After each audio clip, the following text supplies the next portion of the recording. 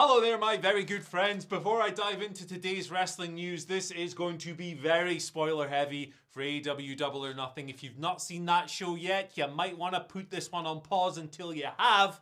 But there you go. Fair warning. On this video, we are going to talk about the real reason for a certain title change on last night's pay-per-view. We're also going to talk about the big AEW name who is seemingly set for some time off after Double or Nothing. And after that, an even bigger name seemingly got injured on the pay-per-view. And we'll wrap things up with just some great news from one of AEW's power couples. I'm Andy, this is the news, and we're going to kick things off by talking about Toni Storm and Jamie Hayter and things. So, this was one of the big talking points coming out of the show. It was Toni Storm beating Jamie Hayter to become AEW Women's World Champion once again in about 3 minutes.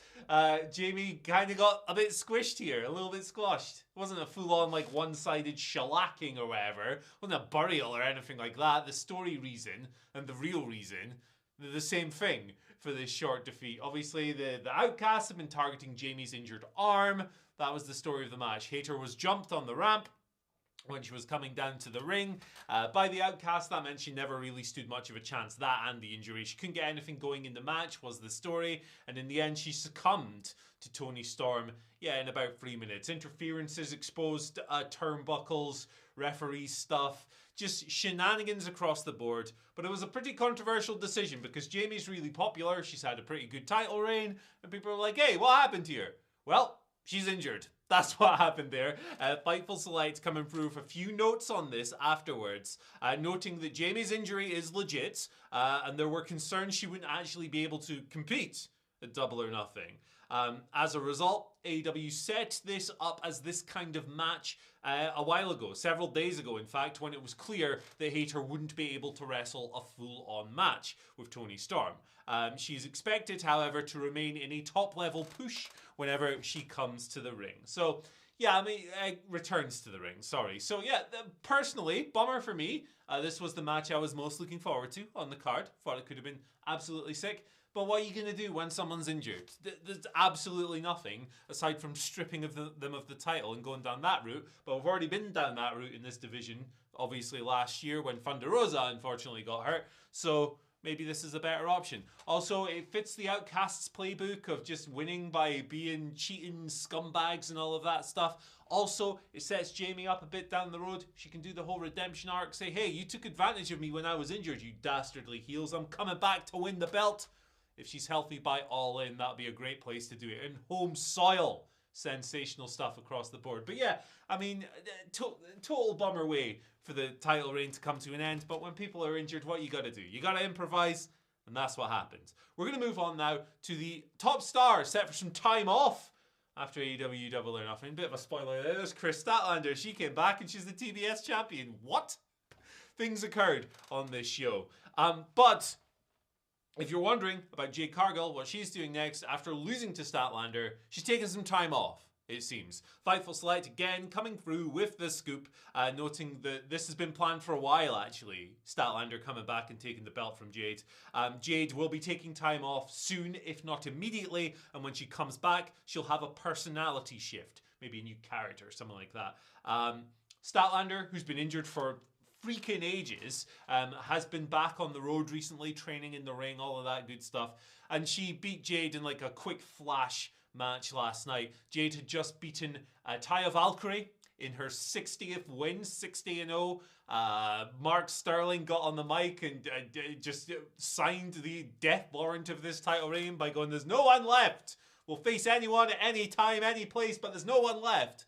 Well, Kris Statlander was left. She came back and she won the belt. So, hey, there you go. Great to see Statlander back. Of course, Jade taking some time off. Probably going to be quite good to refresh that character a little bit. Personally, I'd still like to see her go on a tour of Japan. But I don't think Jade Cargill gives a damn about stuff like that. I really enjoyed this. And if you want more of what we enjoyed at Double or Nothing, obviously, ups and downs from Simon Miller coming to you in just a few short hours after this one. I'll have some star ratings later on today as well. So plenty of content for you guys to nibble on. Watch out for the feed. Okay, let's move on to our next story of the day. Oh, there's Jade again. Forgot to click the thing. But there you go, MJF. He might have been injured at Double or Nothing. He was successful in defending that belt, the Triple B in the main event, Pillars match.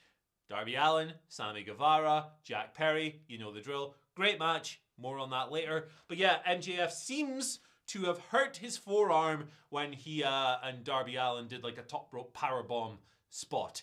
He screamed rather loudly when they did the spot in the match, and it sounds like Darby landed on him on the way down. MJF spoke about it on the post-show media scrum, which, by the way, we've got his footage on the channel right now. Check it out. Spoke about it. The forearm was taped up, and he spoke about not caring about his forearm being F-U-C-K-E-D. And he went off on one about wrestling fans not really caring about the talents and their well-beings and so forth and so forth and so forth. Obviously, we hope that MJF isn't too badly hurt and that he doesn't need to take too long out of the ring, if any time whatsoever. But he does keep a sparse in-ring schedule. MJF, he's not out there wrestling every 2 weeks or 1 week or whatever. He kind of keeps that lesser schedule that preserves the appearances, keeps them special, makes them feel like more of an occasion. It's proper top champion stuff. And he spoke about that a little bit in the media scrum as well, yeah. So, great match for the World Championship. Again, my thoughts on that will be in the Star Ratings video a little bit later on. Simon Miller's with a live audience and all that stuff will be in the Ups and Downs video. Also, good taste in podcasts, MJF. Just saying, if you know, you know. Watch the media scrum. It's a good time across the board. After MJF, I keep messing this thing up. What am I doing? I'm an idiot. Let's just go to some wholly positive news. Not people taking time off or getting injured or whatever. Boom! Sammy Guevara and Ty Mello are having a kid. This is lovely stuff. They announced their pregnancy during Sammy's entrance for the aforementioned Four Pillars match for the AEW World Championship. Well, I just grunted there. What? Where did that come from? I must have been possessed by a demon. Anyway, Sammy brought back the cue card gimmick, the old thing he used to do during his entrances, particularly in the pandemic era, for the announcement. Him and Ty, there you go. They've been married for a while now, of course. And this is just lovely stuff, isn't it? It's just really nice, heartwarming news. Ty has been out of the ring for a while. She's been injured and stuff. But now, obviously, she'll be taking some more time away to prepare for the arrival of their child. It'll be their first child together. Of course, hey, it's just great news. And it's a really nice note to end the stories for this video on. I think, yeah, Double or Nothing gave us a lot to talk about, for sure. Lots going on. Couple of title changes there, as we've discussed. A couple of successful retentions as well. And yeah, interesting show. Going head-to-head with NXT last night, of course. And hey, if you're wondering where the NXT coverage is, look out for a little something that I might have cooking up for tomorrow. I think you're going to enjoy that one. But yeah, busy weekend of pro wrestling comes to a close. We had Night of Champions on Saturday. We had NXT, AEW last night. Tonight, it's straight back on the boat with Raw. I'm sure something big will happen on that show after Seth the Chef became WWE World Heavyweight Champion and all of that.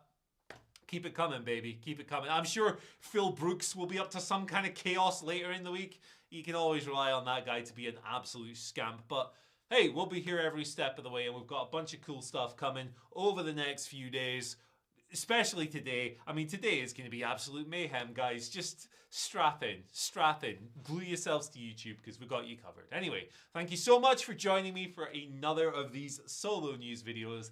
Last of these for a little while, thank goodness. Adam's back tomorrow. I'll get rid of this piece of junk for the occasion. But yeah, it's been real, up and Andy. I'll see you later. You can follow me on Twitter if you really want. The H stands for holy moly. I need some rest. But yeah, cheers. Bye. See you later.